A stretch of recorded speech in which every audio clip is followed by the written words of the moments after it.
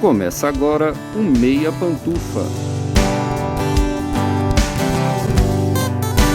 Bom dia, boa tarde, boa noite, boa madrugada, pessoal! Todo mundo com os fones de ouvido porque tá começando o seu Meia Pantufa. Toda terça às 5 da tarde no seu player favorito. Eu sou o Luiz Leão e tenho aqui comigo, como sempre, de um lado o meu amigo Gustavo Azevedo. Bom dia, tarde, noite, madrugada, Gusta. Gusta, tem uma diferença muito grande entre escrever o seu nome com G ou escrever o seu nome com um J ou com um W, né? Por que não Gusta e não Lusta ou Custa?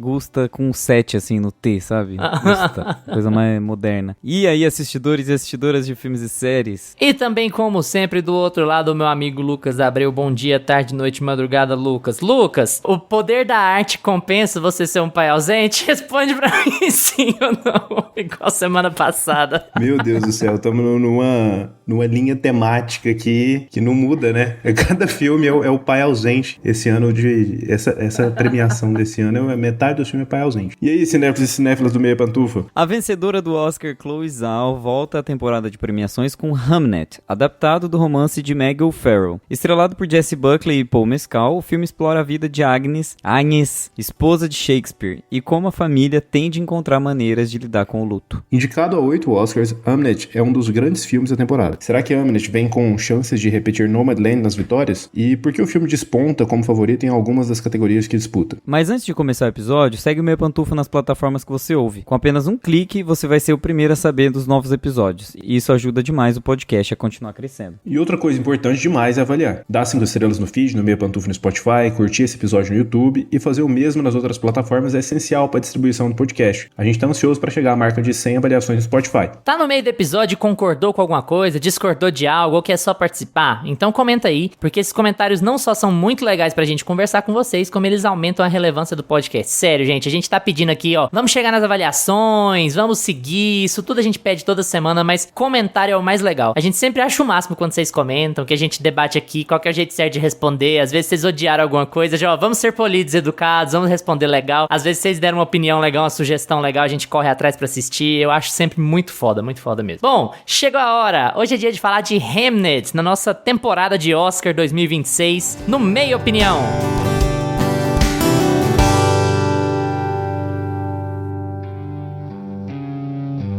Meia Opinião.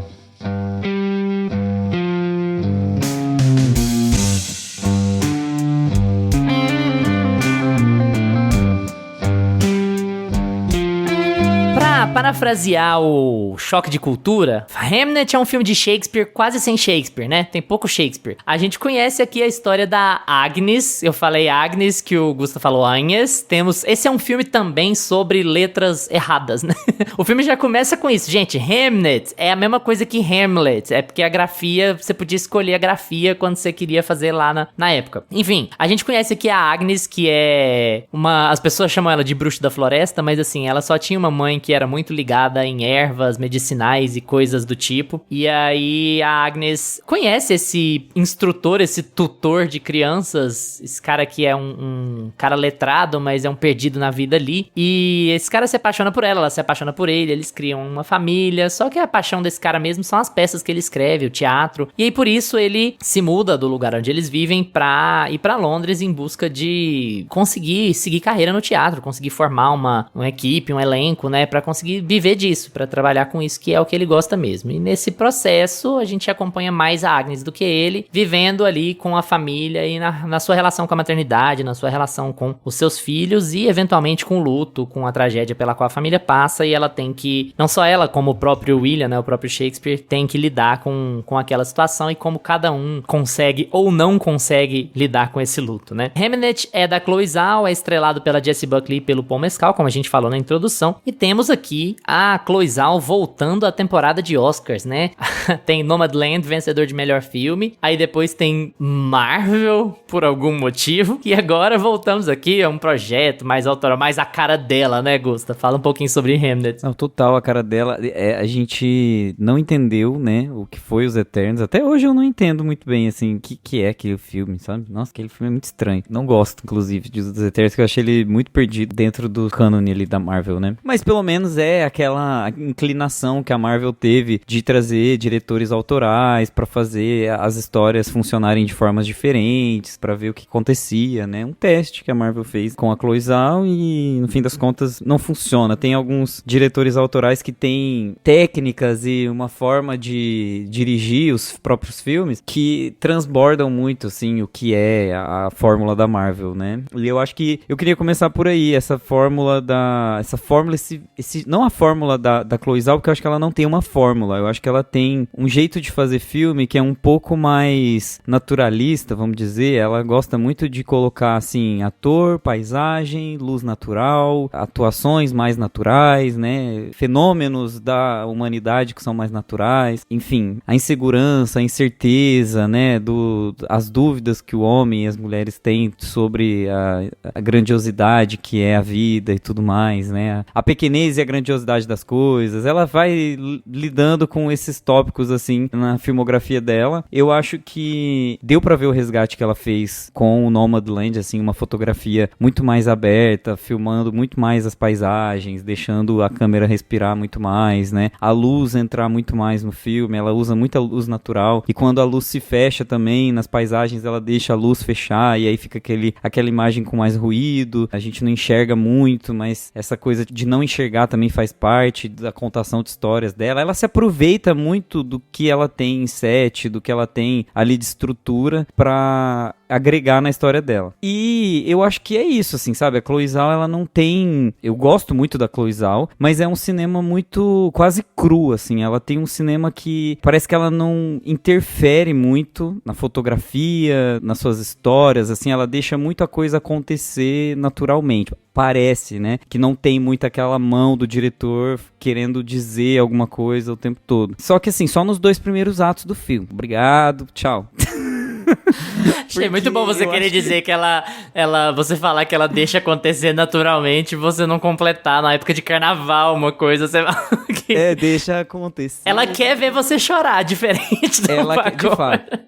E assim, por que eu falo que nos 2 primeiros atos? Porque tudo isso que eu falei sobre a Chloe Zhao, eu acho que acontece muito nos 2 primeiros atos do filme, né? Que agora a gente vai entrar aí propriamente em Hamnet. E tudo isso tem muito nesses 2 primeiros atos de Hamnet. Essa entrada mais natural do que é a personagem, de construção do personagem, explorando os personagens mais pela naturalidade deles, a personalidade deles e pra onde isso vai levar. Ela deixa a história acontecer um pouco mais de forma fluida. E eu gosto muito desses 2 primeiros atos. Eu acho que ela explora muito bem a questão da personagem principal ter uma vida ali que é contra os valores cristãos da época, que é uma vida que ela buscou a verdade dela e ela interiorizou essa verdade a partir das experiências que ela teve com a mãe, com a natureza, com a família, com os animais, com as plantas, e tem uma coisa meio bruxa ali por trás, né, que carrega os seus mistérios, mas que não deixa de viver plenamente a vida dela, né? Ela tem as suas profecias, mas ela também não deixa de viver o presente. Tem um encantamento da Agnes, ou Agnes, né? Como vocês queiram dizer, pela vida, pelos relacionamentos, pela família. Ela tem uma noção de certo e errado muito grande, né? Ela tem uma noção de honra muito grande, de quem é que defende ela, de quem é que não tá nem aí pra ela. Então, isso tudo é levado de uma forma muito natural no filme. Eu gosto muito. Eu acho que a forma com que o Shakespeare tem uma leveza na forma de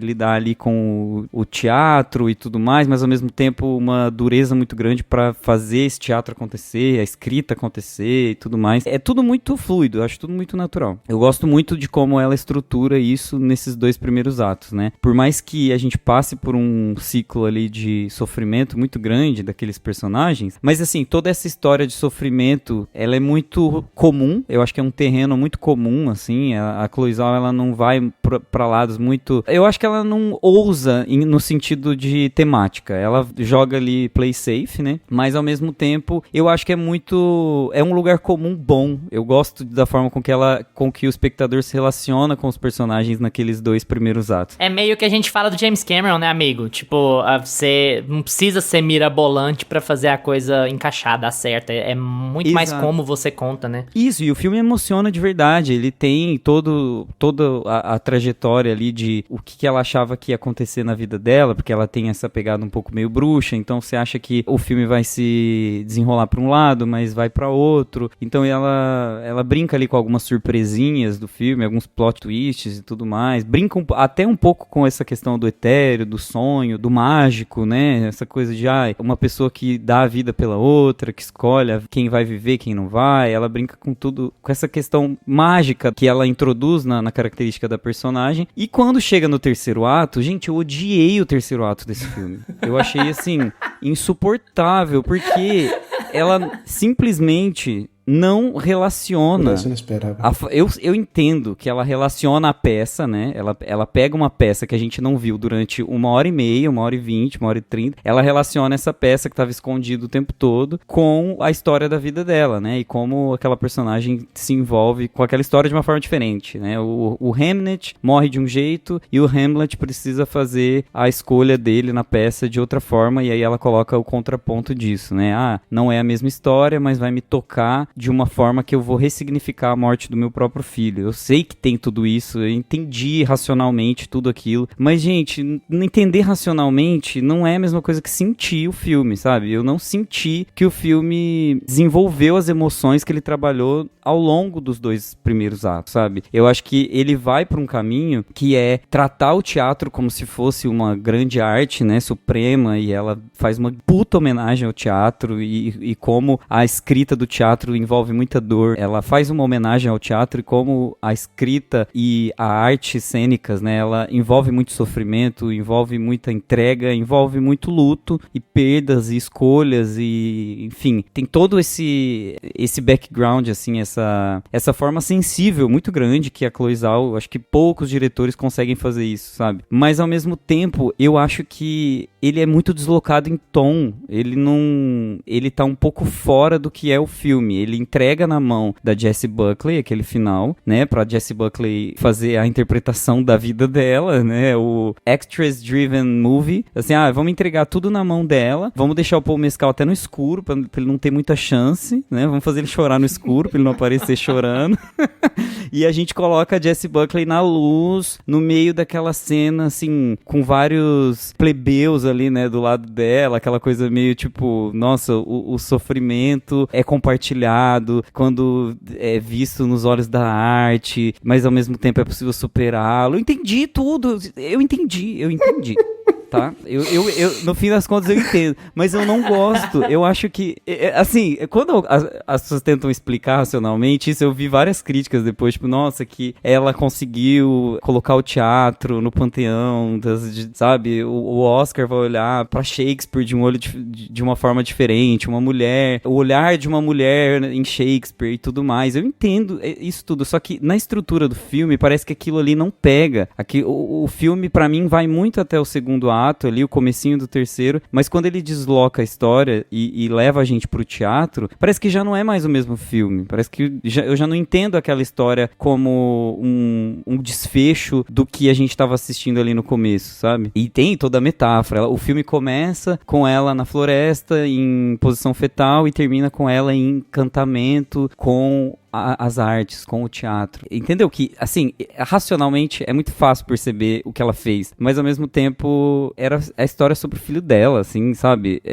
Eu fico um pouco desconectado com aquela encenação, sendo que os personagens que eu tinha apreço não eram aqueles mais. E pra ela faz sentido, pra personagem faz sentido, mas pro espectador gera uma desconexão. Então eu senti um pouco isso, assim, eu acho que a Chloe Zhao, ela ainda figura como essa grande diretora, ela tem uma visão dessas mais naturalistas, que tem um olhar mais apurado para certas coisas. Eu gosto muito de como ela trabalha a luz no filme, eu acho isso essencial, assim, para contar a história que ela faz, e acho que os elementos narrativos estão todos ali, mas eu tenho um pouco desse desgosto com o final, que é o que, né, a gente sempre fala isso, quando a gente sai do filme, a gente sai com o final do filme, e me deu esse retrogosto, assim, de não deveria estar ali.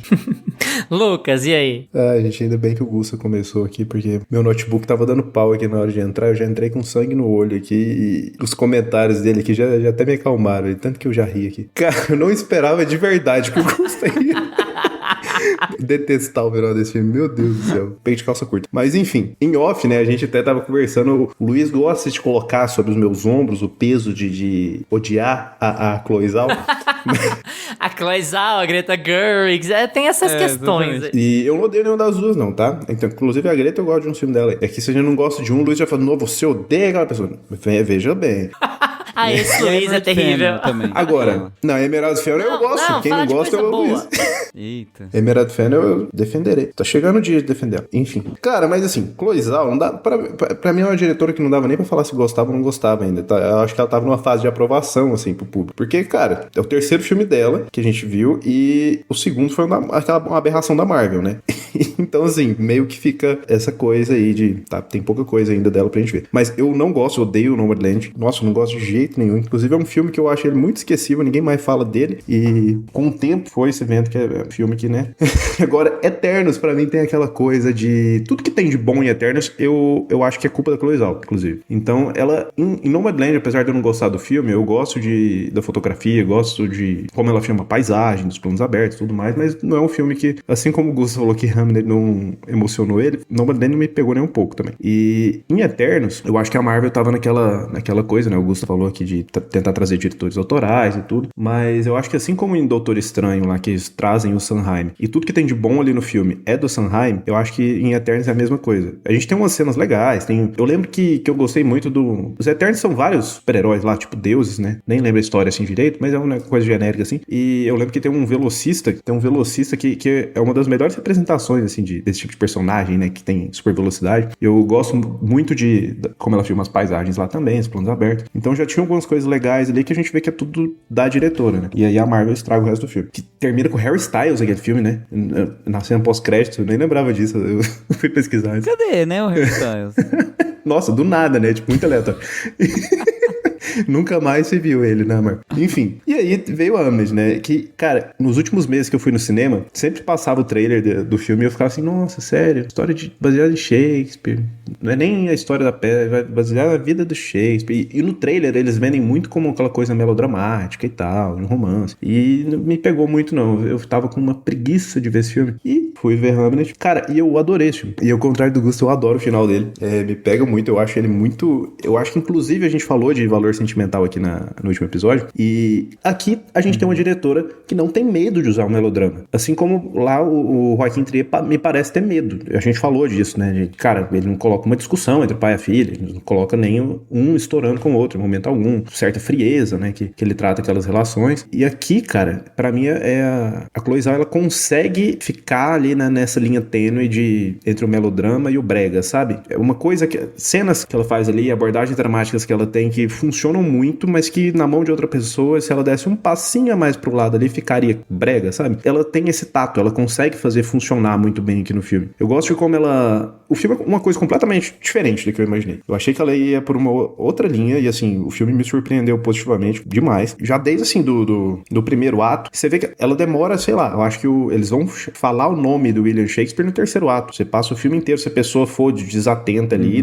nunca tiver ouvido, não sei se você estava numa caverna, você nunca tiver ouvido falar de William Shakespeare, nunca tiver ouvido falar de Hamlet, você começar a dar play ali naquele filme, você nem sabe que ele é Shakespeare. O nome dele não é dito. Até o terceiro ato, quando ela chega pra procurar ele na cidade, onde está? O William Shakespeare tá aqui. Mas até então, assim, ela conhece, casa, e a gente tem... E ela parte desse pressuposto de, olha, todo mundo já sabe quem é esse cara, o meu filme, a minha história, eu não tô me importando em contar a história da vida dele, nem a história de como ele criou essa peça, afinco, mas eu tô interessada na relação deles e na inspiração para essa peça. O quão importante a criação dessa obra de arte foi para ele pessoalmente, para a esposa e tudo mais. E eles pegam fatos ali, né, que aconteceram na vida de Shakespeare, relacionado ao filho e tudo mais. E o filme, ele é baseado num livro que pega alguns elementos históricos, né, do Shakespeare e traz uma versão ficcional, né? Traz outros elementos para enfeitar isso. É porque, tipo assim, ninguém sabe de verdade nada da vida do Shakespeare, sabe? sabe-se muito pouco sobre a vida dele, sabe? O pessoal sabe muito sobre as obras. Então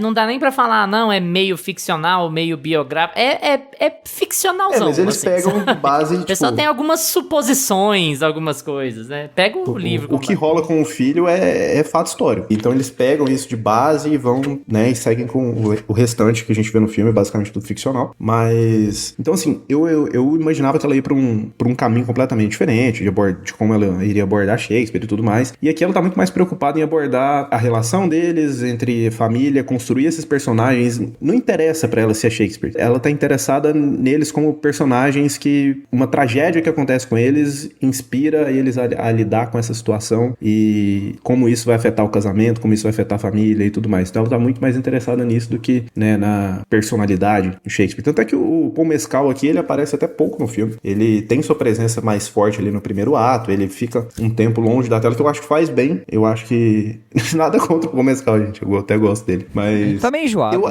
Tá acontecendo meu Deus, gente. A Pedro Pascalização do Paul Mescal. Exatamente. Eu tava tentando formular essa frase na minha cabeça. Tá acontecendo a Pedro Pascalização dele. Então, assim, vamos dar uma seguradinha. Mas eu acho que faz bem pro filme dar essa respirada, sabe? Olha, ela mostra pra gente nesse momento, falando, não tô interessado nele, não é pra esse caminho que eu vou, não é na criação da peça, né? Nem nada disso. Tanto é que a gente simplesmente vê ele dando aula e de repente ele tá escrevendo no quarto e pronto, ele já vai pra Londres e a gente fica tudo em segundo plano ali, que ele foi trabalhar com teatro e tudo mais. A gente vê a família, a protagonista do filme mesmo é a Jessie Buckley. E ela tá muito mais preocupada com essa história. Cara, isso por aí já me surpreendeu. E é muito engraçado esse filme foi me pegando em vários momentos. É muito engraçado que teoricamente o nome da esposa do Shakespeare era Anne Hathaway, né? Tem até uma teoria da conspiração falando que a Anne Hathaway, tem no TikTok isso, que a Anne Hathaway não envelhece porque ela é uma reencarnação da mulher do Shakespeare.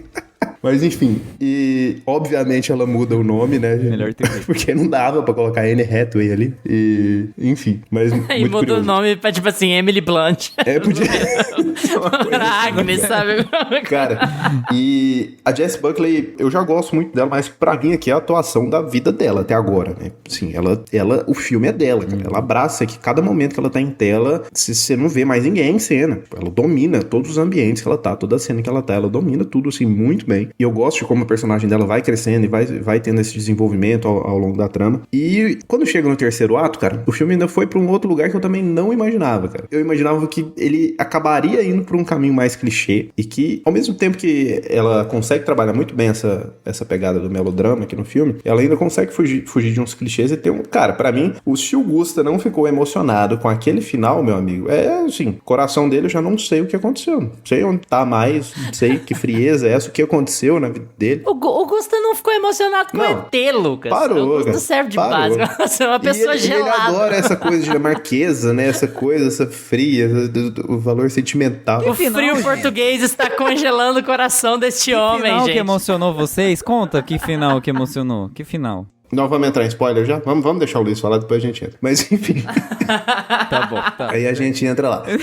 Mas, cara... O que era pra emocionar é lá do segundo ato, aquele que lá que emociona. Então, já vamos tirando essa coisa aqui do ódio da Chloe Zhao de cima de mim, porque Hamnet me surpreendeu. Eu imaginei que eu ia odiar esse filme de verdade, eu fui numa preguiça pra ver e tudo. E aí começaram a ter essas repercussões positivas do filme, né, indicação ao Oscar e tudo mais, todo mundo elogiando a Jessie Buckley, e aí, né, fui ficando curioso. Mas o filme me surpreendeu de verdade, tanto pelos caminhos que a Chloe Zhao escolhe pra contar essa história, como ela trabalha a personalidade de todo mundo. Ela trabalha com uma história, né, a gente pega, ela tem elementos factuais ali, mas que ela cria uma história ficcional que tem muito coração, tem muito sentimento envolvido, e ela consegue trabalhar isso muito bem, consegue trabalhar... Cara, é uma coisa que eu gostei muito, assim, no começo, por exemplo, eles estão se conhecendo, né, o William e a Agnes. Eu vou chamar ela de Agnes aqui, né? E eles estão se conhecendo ali, e aí ele tem problema pra falar com ela, e ele é meio ansioso, e ele tem problema pra falar com as pessoas, então, assim, ela trabalha muito mais alguns elementos da personalidade dele do que, nossa, ele é um gênio,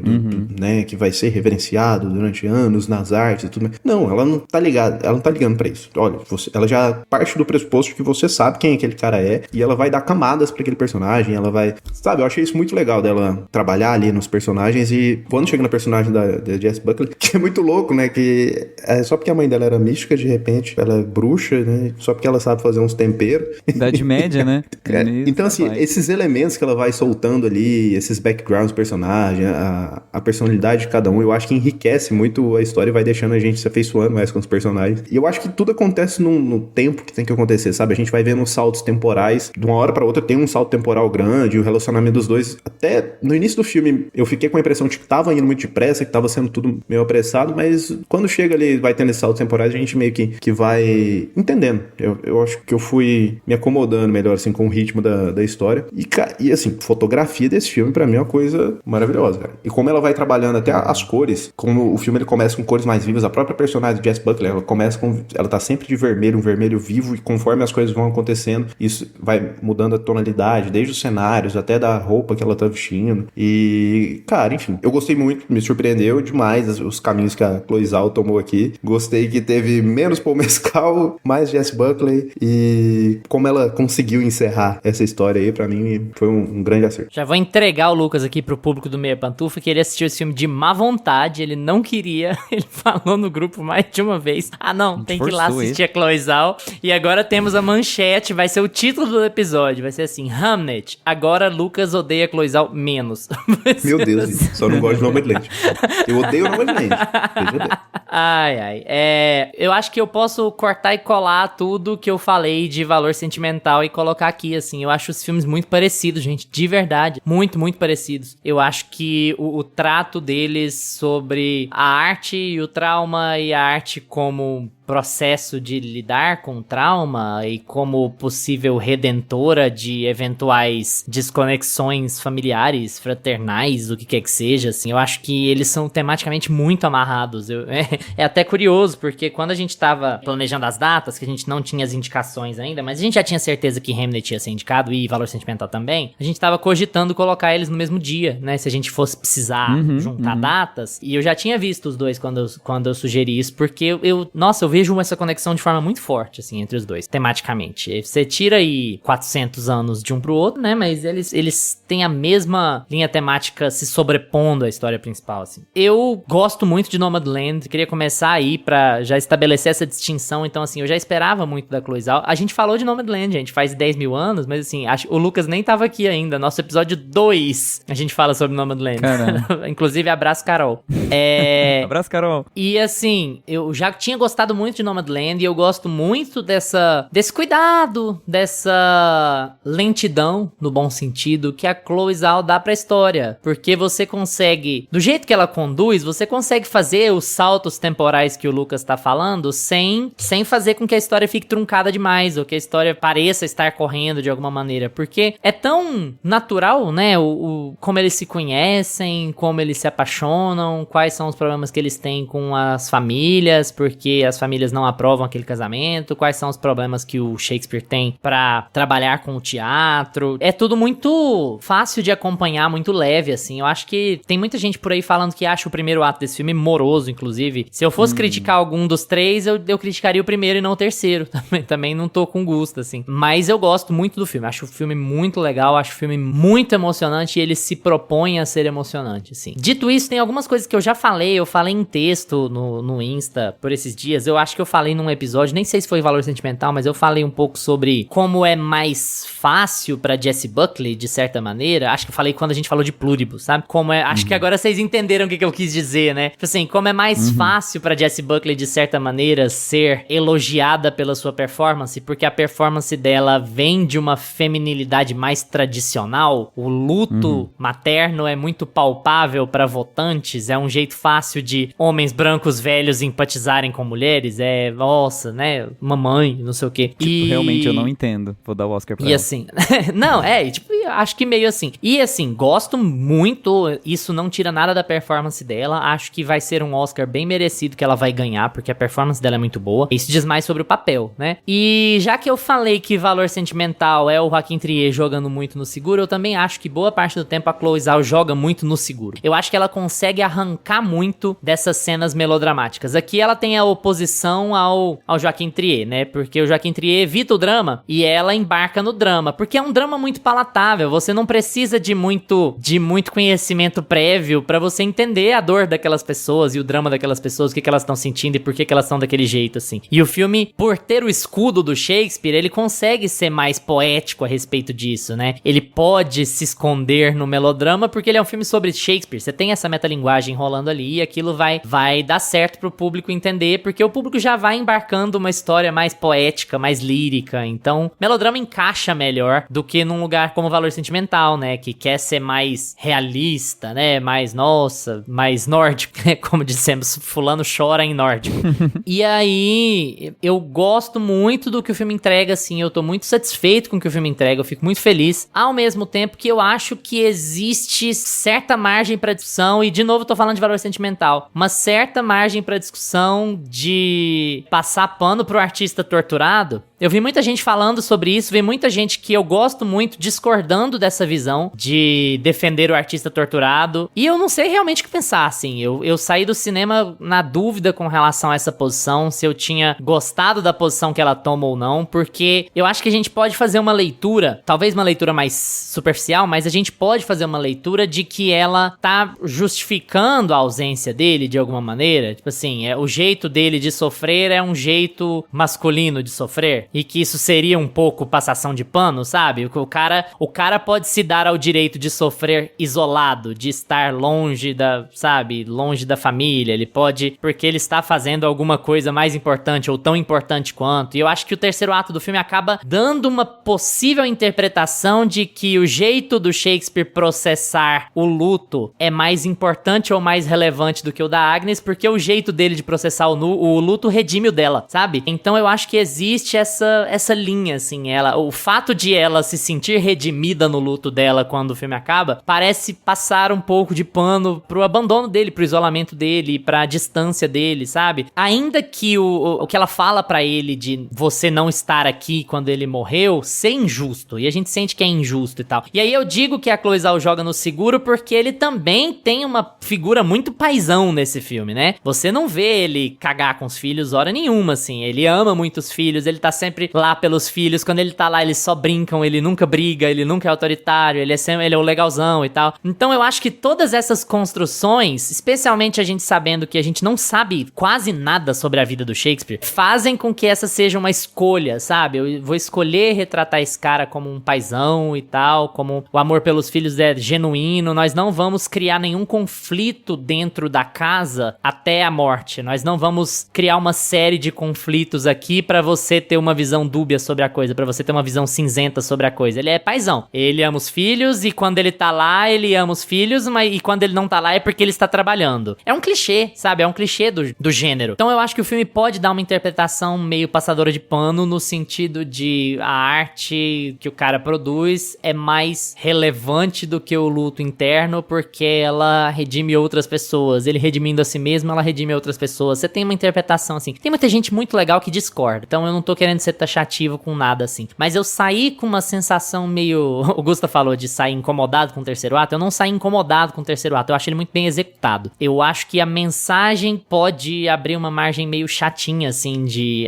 então é isso. Dor produz algo muito bonito e esse algo muito bonito que a dor produz vai fazer com que as pessoas se conectem e por isso tudo vale a pena. Eu acho que, sabe, não sei, assim, eu tenho um pouco... Mas isso também é uma leitura contemporânea, né? Essa é uma discussão muito recente na nossa vida, essa ideia de que nem tudo se justifica pela arte e tal, né? Mas eu gosto muito das decisões que ela toma, assim, eu gosto muito de como ela conduz esse filme, eu gosto muito... E é um filme que a Jessie Buckley carrega nas costas, assim, ela jogou nas costas da Jessie Buckley, vai, toma que filho é teu, literalmente, e manda brasa. É isso aí, você vai carregar o filme e ela carrega o filme, que às vezes não dá, né? E ela consegue carregar o filme de cabo a rabo e você se sente muito emocionado por aquilo. Eu só queria fazer um outro apontamento que que vocês não fizeram ainda, mas assim, meu Deus com esse elenco infantil. Cara, esses meninos são todos muito bons. E esse menino, o Hamnet, no caso, caraca, sabe? Que cenas, que cena. É o que eu mais gosto, assim. Não que eu mais gosto porque a Jessie Buckley é o que eu mais gosto, mas sabe, um adendo enorme? Eu acho que... Cereja do bolo, a famosa cereja do bolo. Se esse filme levar a melhor direção de elenco no Oscar, que é a categoria nova, eu acho que tá ultra merecido, porque é uma baita direção de elenco. Que elenco coeso, legal, e vocês sabem que fazer isso com um ator mirim é muito complicado, né? E eu acho que acertaram na mosca. Pra mim, a melhor cena do filme é a transferência da doença, né? É assim, é fantástico, e você ter a melhor cena do filme sem ter os adultos, é assim, impressionante. Só que, só pra amarrar, antes de passar pra vocês, pra ver o que vocês acham desses meus comentários, eu acho que o outro ângulo, o ângulo de quem critica essa visão, de quem fala que ela não tá defendendo o artista torturado nem nada, é o ângulo de que o luto do Shakespeare não é que ele redime todo mundo, ou o próprio Shakespeare, é porque a própria busca dele por sentido é que faz com que ele e a Agnes se vinculem de novo, porque a peça dá sentido à morte, né? O que o William Shakespeare sofre, que ele fica mais irritado, é que a morte do filho não tem sentido, né? E a Agnes também passa por isso, porque tem um doente num dia, mas o que morre é o outro, né? E aí o que fica bem e tal. Então a falta de sentido, a falta de lógica, a falta de razão de ser é que faz o luto ser pior, né? E é um desenho muito bonito da morte, porque a morte, né, ela é sem sentido, ela pode vir do nada, ela não tem explicação, ela não tem uma razão superior nem nada. E aí quem fica tem que tentar racionalizar, juntar as peças daquilo ali. E eu acho que ela ver a leitura dele de que dá sentido, a peça consegue tirar o filho da floresta, consegue encaminhar a alma dele pra algum lugar de alguma forma, é o que faz ela se acalmar. E aí,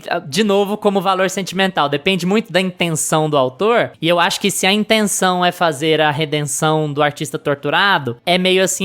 Mas se a intenção é de um final não tão feliz, não tão de aceitação, mas do tipo, olha, ela, sei lá, resolveu se enganar também, a solução que ele deu pra alma do filho é tão bonita que ela crer na arte vai ajudar com que ela lide com o luto, aí eu acho mais legal, assim, eu acho, poxa, beleza, porque não tem o que fazer, ou você se ilude, ou você aceita, ou você vai ficar negando e vai ficar se martirizando o tempo inteiro. Então o fato de ele ter, por meio do luto dele, ajudado a dar sentido, a dar uma explicação pra morte do filho, a dar um caminho pra alma do filho, agora o filho tá solto, o filho pode subir aos céus, pode ser abençoado porque ele não tá mais perdido na floresta, porque eu descobri o que aconteceu com ele, aí eu já acho uma leitura muito mais legal, assim, eu acho que isso faz com que a peça funcione, a peça mesmo, não o filme, tá? Que a peça funcione melhor pra mim, enquanto conclusão do filme, assim, como um todo. No fim das contas, acho muito legal, pra mim não é surpreendente, é muito o que eu esperava da história, ele não foge de ser um dramão, ele não é nem um pouco, assim, pra falar pra convertidos,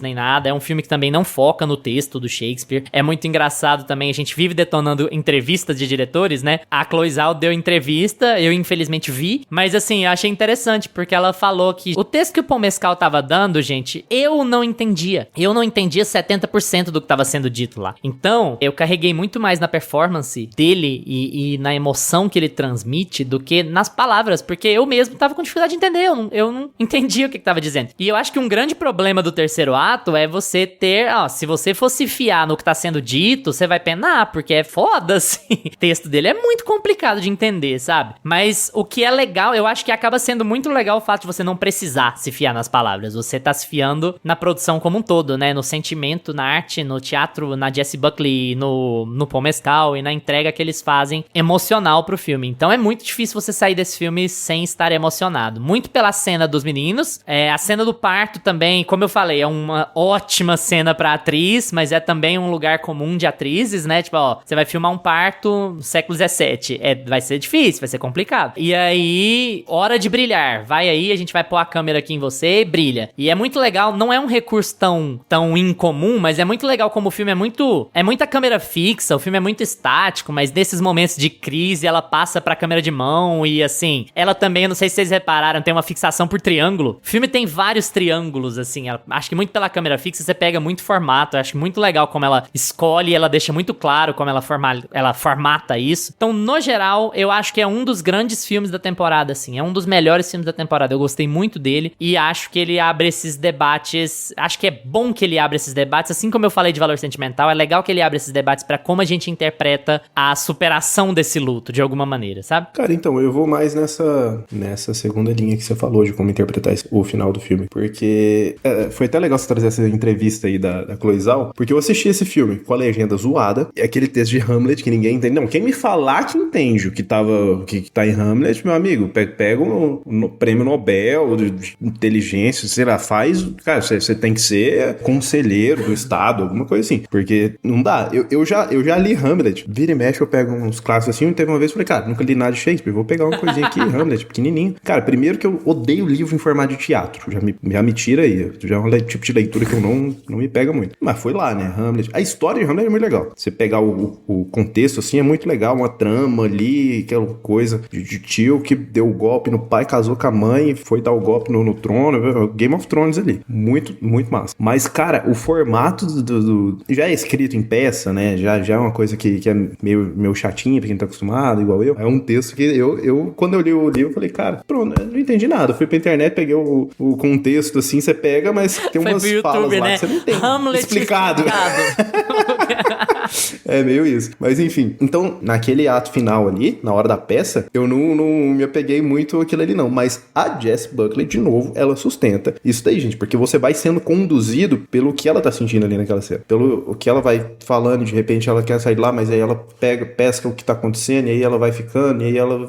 Não, pera lá, preciso ficar até o final. E aí você vai entendendo que toda a manifestação de como lidar com o luto e dar esse significado pra morte do filho através daquela peça, e quando ele chega como fantasma e tudo mais. Então a Jessie Buckley, pra mim, ela vai sustentando isso daí, não precisa de você entender. Mas eu fico muito com essa segunda leitura do final que o Luiz falou. Eu acho que, beleza, em temática, Valor Sentimental e Hamlet estão na mesma linha, inclusive até da ausência paterna, né? E não só na questão do artista tentando lidar com os próprios traumas através da sua obra, né? E isso sendo justificável, né, no filme, mas o fato de os dois trabalharem com pais, né, ausentes. Cara, mas aqui eu acho que eles têm em comum só essa base. Tem uma vírgula, depois já não tem nada a ver um com o outro, e, inclusive eu acho que os personagens não tem nada a ver um com o outro, e a maneira como eles lidam com esses traumas é completamente diferente também, porque em um filme, em Valor Sentimental, a gente tem, então eu acho que é uma temática que a gente não pode, assim, generalizar. Eu acho que eles são trabalhados a partir do momento que eles têm essa mesma base, são trabalhados de maneiras completamente diferentes. Enquanto em Valor Sentimental a gente tem um cara que ele sempre é ausente pra família, e ele é uma pessoa fria, e que não consegue conviver ali, ter um bom relacionamento com as filhas, ele ainda tenta mostrar do jeito dele, distante, que ele se importa, e que ele vai justificar isso falando dos problemas da filha através da expressão artística dele. Aqui a gente tem um cara que basicamente ele é condicionado a ficar longe da família, e ele tá, a própria esposa fala, cara, você tem que ir pra lá, você não tá bem da cabeça, esse lugar aqui não te comporta. A própria esposa influencia ele a seguir com isso, enquanto ela vai cuidar das coisas. Então meio que um consenso entre os dois, de olha, cada um vai fazer sua função aqui, eu te apoio, vai lá, papá, beleza. E as coisas vão tomando uma proporção, a gente percebe que ele gosta de estar com a família, que ele quer estar com a família, que ele quer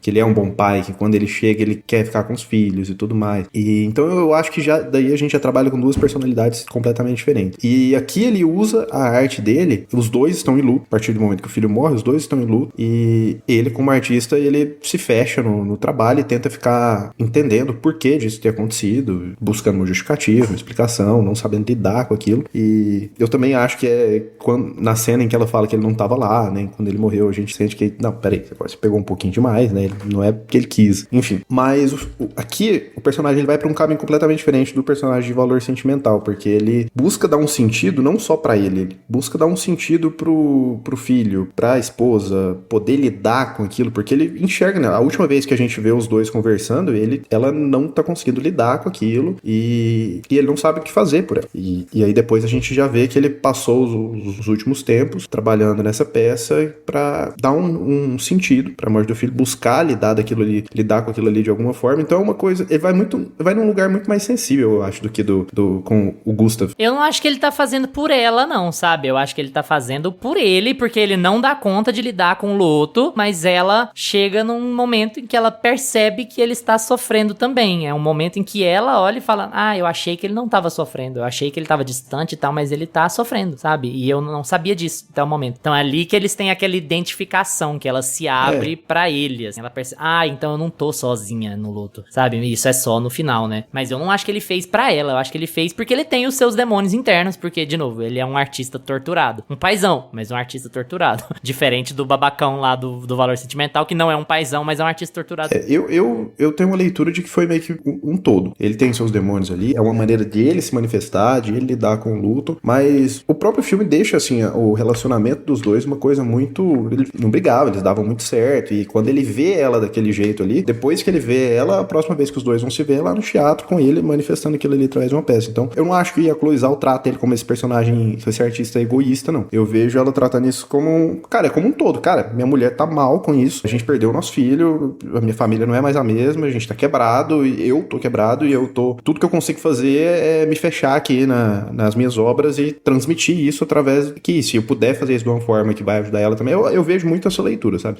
Mas eu não quis dizer como pessoa egoísta, não. Eu quis dizer por ele, tipo assim, porque ele tá tentando lidar com o sofrimento dele, mas não por egoísmo, é porque o sofrimento tá demais pra ele. É porque quando a gente usa o termo egoísta, parece, tipo assim, que ele está cagando pra Agnes, e não foi isso que eu quis dizer, sabe? Eu quis dizer assim, cara, é demais pra ele suportar. E é por isso que ele transborda aquilo em arte, no caso, né? Mas não é que ele está cagando pra ela, é que ele, independentemente de ela estar sofrendo ou não, ele estaria sofrendo naquele momento, sabe? Então ele projetaria aquilo de qualquer forma. Mas no fim eu acho que não tem um julgamento, acho que a própria Chloe Zhao não faz esse julgamento moral também. Ela fala, olha, essa família passou por isso, a gente fez acompanhar a história desse casal aqui, construiu essa família linda e foi contra, a família não queria que eles casassem e tudo mais, mas eles fizeram as coisas darem certo e de repente acontece essa tragédia com eles, e essa é a maneira deles lidarem com isso, é a maneira que ele consegue, através da própria arte, fazer com que eles lidem com isso e façam com que o espírito do filho seja libertado, né, com toda aquela analogia que a gente tem dele preso na floresta e tudo mais. E eu acho muito bonito, no fim das contas, como ela fecha toda essa história deles ali, como ela fecha essa história da relação deles ali, como através disso eles conseguem. É diferente de você, lá com o babaca do Gustav, virar assim,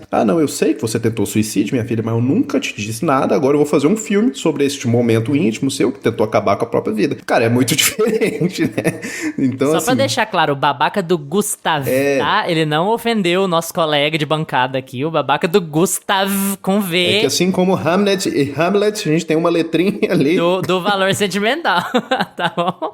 É uma letrinha que Gusta, diferencia. você que é oposição aí, tá calado, Gusta. Eu vou deixar os pares, né, conversarem pra ver até onde vai essa discussão, porque eu concordo com o que vocês falaram, agora eu não lembro se foi o Luiz ou o Lucas, que esse filme, ele traz discussões muito interessantes, assim. É realmente um filme que, cara, é Shakespeare, né, é atemporal, é clássico, ele sempre vai trazer uma releitura sobre os momentos que a gente tá vivendo, sobre as dores universais do ser humano, é uma coisa assim que a gente tá aqui há muito tempo falando sobre detalhes e como a história do cara se relaciona com a história das personagens que ele cria e como aquilo que ele cria, no fim das contas, tem a ver com o que ele tem de mais íntimo. E isso, no fim das contas, é a arte, né, na sua pura, e o motor da arte é a criação, é trazer essa individualidade, a dor, a alegria do indivíduo, né, do sujeito, à tona. Então, no fim das contas, e falar sobre esse filme é trazer muita coisa à tona. Só que eu ainda acho,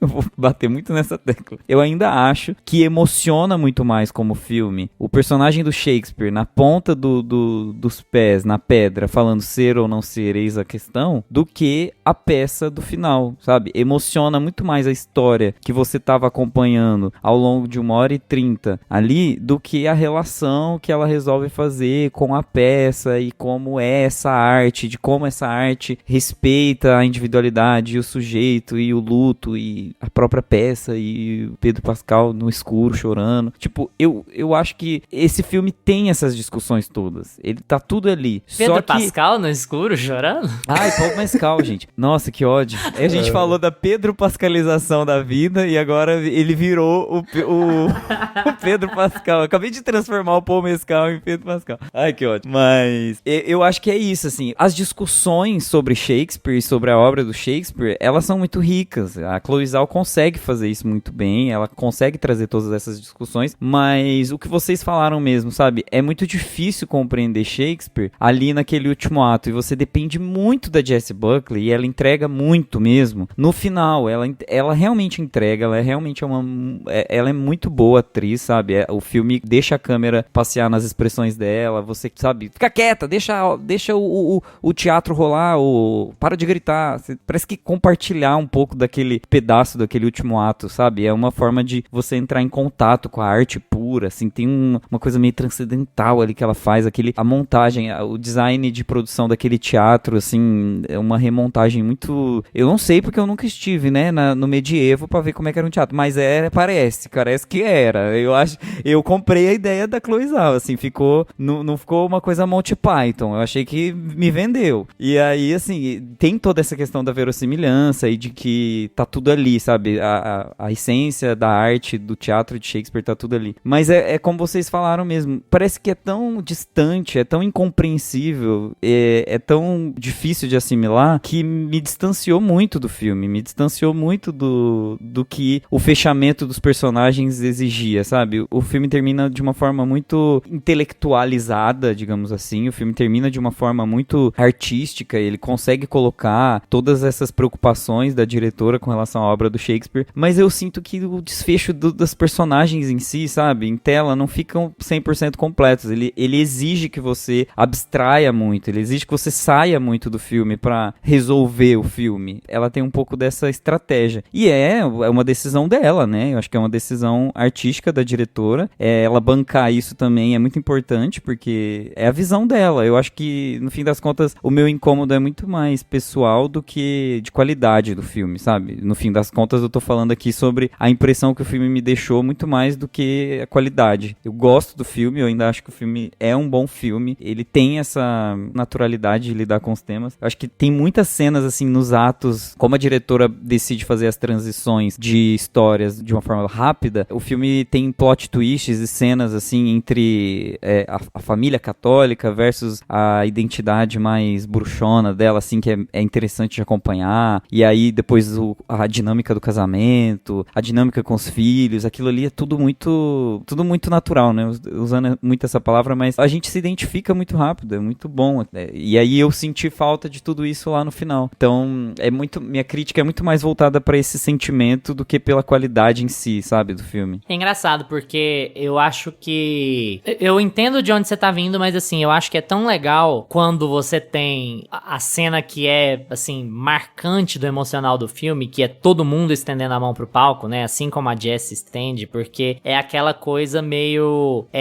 a sua dor agora é a dor de todo mundo, porque você transformou sua dor em arte. E é muito legal, é muito bonito, assim. E eu acho que, por exemplo, a entrevista da Chloe Zhao, ela dá muito a entender... Infelizmente, a entrevista, vou ter que ficar citando uma coisa externa ao filme. Mas o fato de ela assumir que ela não tá entendendo o texto, pra mim, nesse ponto, só melhora a coisa, porque você tá absorvendo puramente a relação emocional daquilo ali. Tanto é que, assim, eles não pegam a peça inteira, corta e olha pra dentro e olha pra Jessie Buckley, a Jessie Buckley tá parecendo a tia chata no celular, no cinema, que fica atrapalhando, conversando. Nossa, ela representou cinema, todos que fica nós, conversando, atrapalhando a peça. Aí, assim, aquela cena de todo mundo estendendo a mão é o suprassumo do, olha, gente, arte é isso aqui, olha, você acompanhou a dor dessas pessoas e você sentiu a dor dessas pessoas e agora você está metalinguisticamente sentindo a dor das pessoas, sabe? Você percebeu que todo mundo aqui tá com você. Então é muito legal, é muito bonito, sabe? Eu não sinto descolamento, apesar de compreender plenamente de onde o seu deslocamento, seu descolamento do filme vem. Porque ele parece estar à parte, né? Como o terceiro ato é muito longo em termos de peça, ele pega muito da peça, ele parece querer te embrulhar mais na peça do que no drama que você estava acompanhando lá, né? E quando essas conclusões se vinculam, pra quem tá cagando pro texto ou não tá entendendo o texto, talvez seja tarde. Talvez isso aconteça mais com outras pessoas também, sabe? Ou, assim como aconteceu com você. Só que eu acho tão emocional e eu acho que a carga do filme tá tão mais na emoção, tanto é que o filme é muito over, né?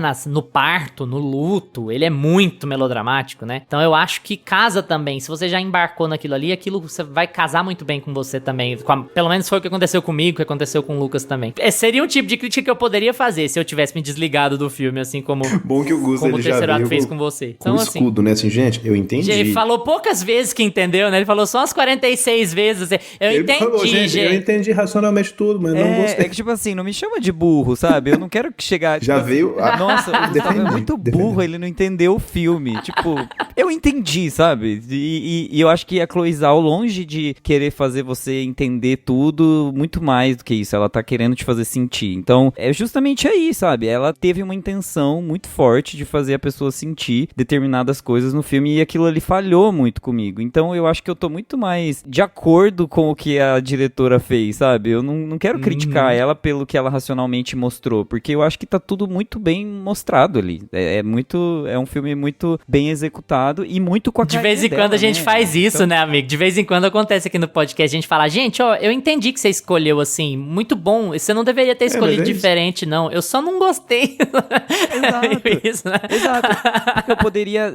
A gente às vezes faz isso, né? De tipo assim, eu acho que ela deveria ter colocado os trechos da peça intercalando a vida deles, pra mostrar um contraponto, pra gente conseguir ter um respiro um pouco maior. Só que não seria o mesmo filme, não teria o mesmo impacto. Ela não queria fazer isso de fato. Deu pra entender que não era o objetivo dela colocar em contraponto, era muito mais colocar em catarse, era muito mais colocar na. O filme é muito dela, aquele filme é muito. Tem uma cara, uma estrutura de que, tipo, ela teve muito poder de decisão, e isso já é muito grandioso, porque o diretor fazer isso, né, trazer um filme sobre arte, falar sobre arte da forma com que ele bem entender, e tá figurando como um dos grandes filmes do ano, né, vamos aplaudir e estender a mão. Pra nossa audiência rotativa aqui, gente, deveria ter feito são as 3 palavras que a gente evita de usar até a Mas sai, última gota. De vez em quando a gente não consegue, mas assim, de vez em quando a gente não consegue, mas porque assim, refazer trabalho dos outros é foda, né? O trabalho dela vai colar com a gente ou não, de acordo com 1 milhão de fatores, né? Com o nosso envolvimento, com o nosso dia, se eu fui no cinema gripado ou não, se eu briguei com o meu cônjuge no dia ou não, se eu tô cansado ou não. Tudo isso impacta o jeito que a gente absorve o filme, né? E deveria ter feito são palavras que a gente evita o tempo inteiro. Gente, melhor figurino na concorrência com Avatar, Frankenstein, Marty Supreme e Pecadores. Lucas, o que você acha? Não sei se Hamnet leva não, essa daí, viu? Essa daí eu tô muito favorável a acreditar que Frankenstein deve levar, viu?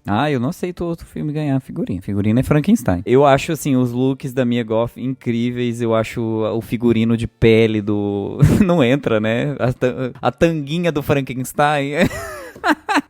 Não vai entrar, porque entra em maquiagem. Melhor figurino de pele. Melhor figurino de pele, que é maquiagem. Mas eu acho os looks da... Essa coisa mais vitoriana, sei lá. Figurino de pele. De pele é ótimo, né? Devia mudar, né? Ao invés de maquiagem, devia ser figurino de pele. Figurino de pele. O melhor figurino de pele vai para. Mas eu acho que os looks da Mia Goth estão incríveis, assim.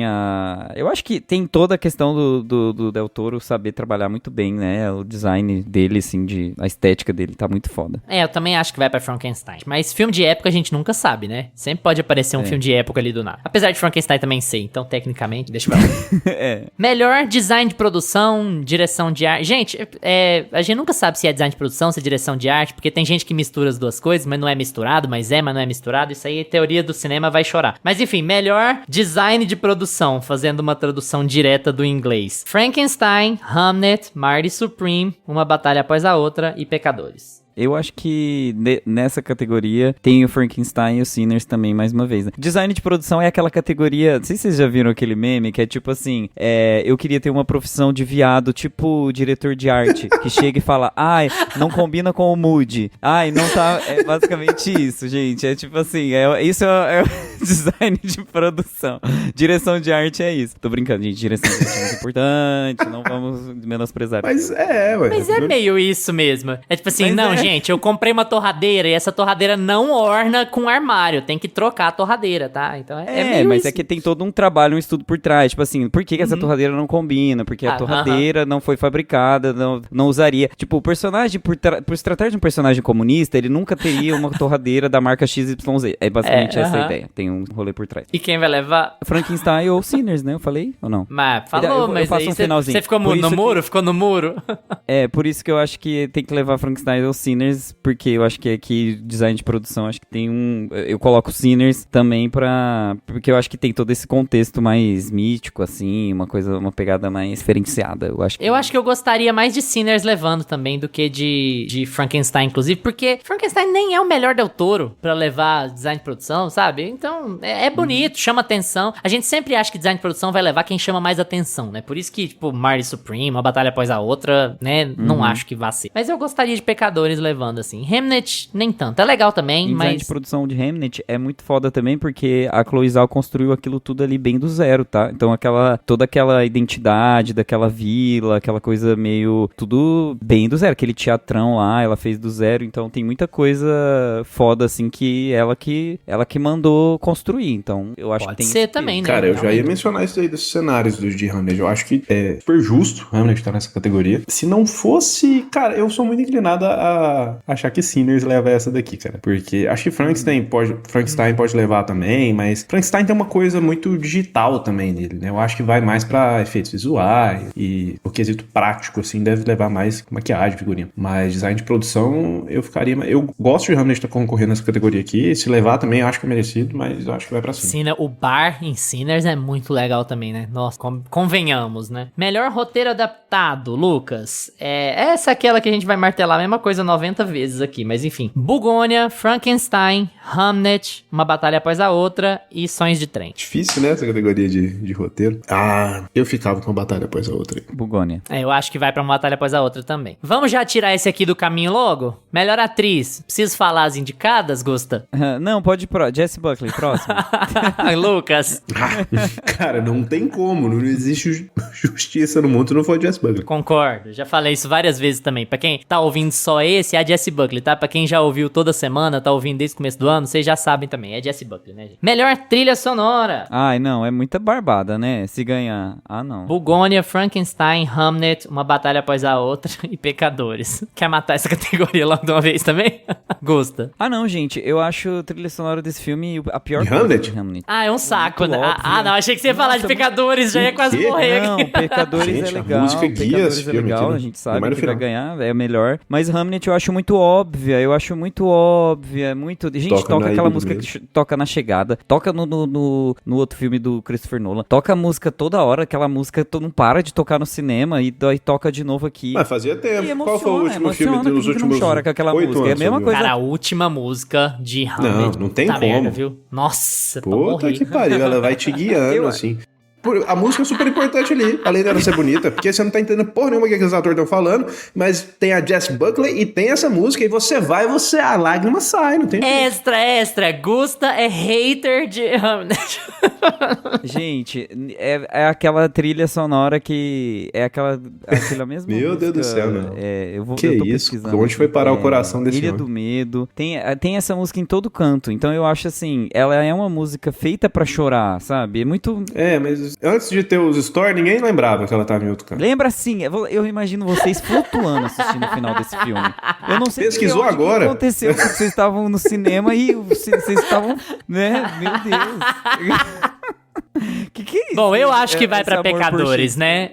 E você, Gusta? Eu acho que vai pra Pecadores Não, também. isso né? daí... Não, eu amo Shakespeare. Eu sou muito culto, eu amo Shakespeare. Shakespeare é bom demais. Já li todas as peças. Vocês estão se acho fazendo super... aí. Nossa, uau. Gente, a categoria nova do ano, que é melhor diretor de elenco. Gente, isso não é, tipo assim, um prêmio pra ensemble, sabe? Que é um prêmio que vai pro elenco inteiro. Vai pra pessoa que elegeu, que escalou o elenco, né? Isso é legal. Gusta, Hamnet, Marty Supreme, Uma Batalha Após a Outra, O Agente Secreto, Pecadores. Pedro Pascal faria o melhor que o Paul Mescal? Essa aí que fica a dúvida.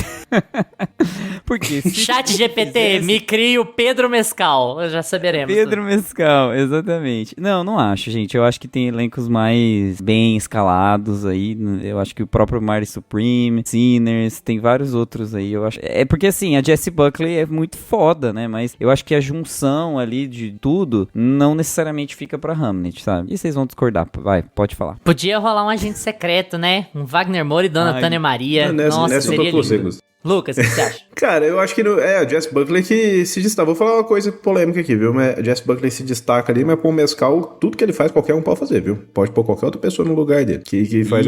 Mas o elenco infantil, amigo. Mas não, o elenco, inclusive, era uma coisa que eu não E o elenco comentei. infantil é muito mérito do casting, né? E é difícil escolher, é uma coisa que eu né? não comentei, que eu queria ter comentado, esqueci quando o Luiz falou, mas o elenco infantil, principalmente o Hamlet, o moleque, meu Deus do céu, o que é aquilo? Ele é muito bom mesmo. Mas, enfim, eu ficaria brasileiro, né? A gente puxa um pouquinho pro nosso lado, mas de verdade mesmo, assim, eu acho que os dois melhores dessa categoria seriam Sinners e Agente Secreto. Se não for pra um dos dois, tá errado. Eu também acho o elenco de Uma Batalha Após a Outra muito bom, e vocês sabem como é que vai votação. Geralmente a votação vai de uma vez, né? O filme leva 7, 8, assim. Então eu não sei, eu ainda acho que Uma Batalha Após a Outra é o favorito, mas eu gostaria tanto de Sinners quanto de Agente Secreto levando, assim. São duas excelentes escolhas. E Hamlet também, assim. Eu acho que o mérito de escalar aquele elenco infantil não deveria ser apagado. Eu acho que se for pra ter um prêmio de consolação além da Jessie Buckley, seria esse aqui, sabe? Porque a Jessie Buckley a gente já sabe que vai levar. Mas a escolha de elenco desse filme é muito boa. Vamos combinar aí que é uma exatamente. categoria muito forte. Sinners também eu acho que pode levar muito essa categoria. É uma categoria forte, mas é uma categoria nova. E é uma categoria, tipo assim, não ganhou nenhuma de atuação, vamos dar essa daqui. Porque Sinners vai pra esse caminho, né? Vai levar algumas coisas técnicas ali, mas, né, podia levar isso. Gusta, melhor direção. Chloe Zhao, Josh Safdie. Vai ser o Josh Safdie, né?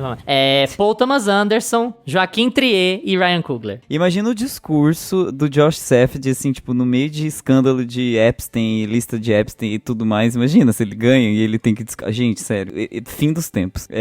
Não dá. Eu acho que tinha que ir pro PTA, né? Essa categoria. Mas, ao mesmo tempo, eu acho que a Chloe Zhao, ela realmente é muito competente nesse filme. Eu gosto muito do poder de agência dela como diretora. Eu acho que ela tem uma visão muito específica e ela trabalha em cima disso e faz valer, sabe? O trabalho de direção dela. Ela não deixa as coisas... que é, no fim das contas, o trabalho do diretor.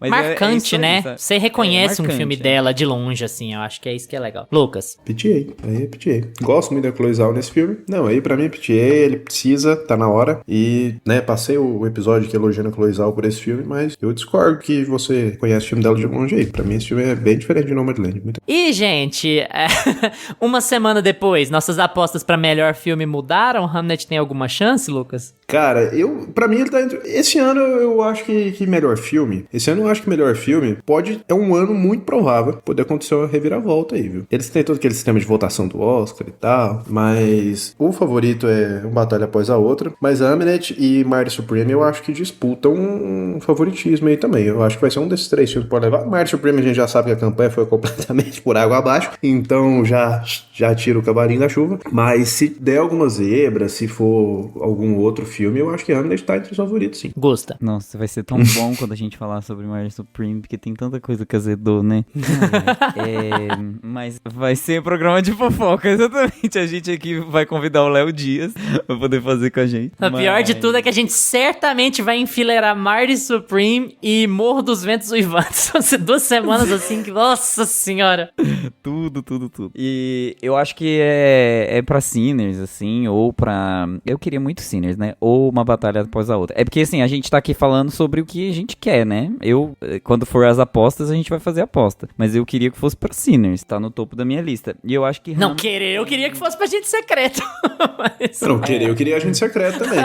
Mas eu me contento com Uma Batalha Após a Outra. Uma Batalha Após a Outra. Manchete, pra mim, passa Gustavo não é nacionalista. Gustavo Exatamente, Gustavo odeia o Brasil. Gustavo sai do Brasil porque odeia o Brasil. Não, Gustavo odeia o Brasil. Gustavo é visto tomando choque no Planalto Central, debaixo de chuva de verde e amarelo. Caralho, não, mas assim, eu acho que... Deve ter visto esse filme pirata ainda, nem foi no cinema. Nem em gosto pessoal e nem na corrida do Oscar. Eu acho que não leva, gente. Eu também acho que não. Uma semana depois, a minha opinião não mudou. Uma Batalha Após a Outra é favoritaço. Vai levar, a não ser que aconteça um escândalo aí. Mais um Marty Supreme aí, mais um Emília Pérez, né?